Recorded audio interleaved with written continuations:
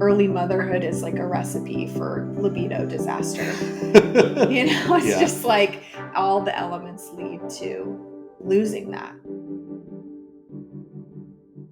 Especially at the very beginning when you're healing. My body was, wrecked from 2 vaginal births. And for me, going from breastfeeding a baby to intimacy with your partner was like confusing.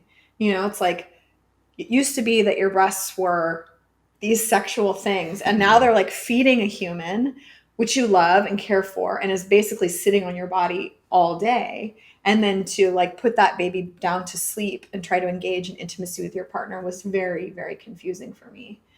And then also, like, one of the tools that I and we still practice is like getting all of the baby stuff out of the room, like the toys, the any of that, so that you can kind of create a more intimate space with your partner where you're not like thinking about your kid every time you try to engage.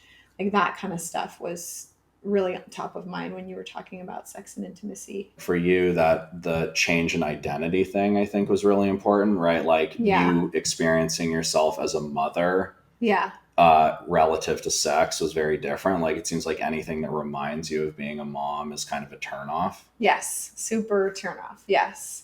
And really finding some space in between myself and the kids when we would have sex seemed super important. Yeah. Right. Having some time to yourself. Yeah.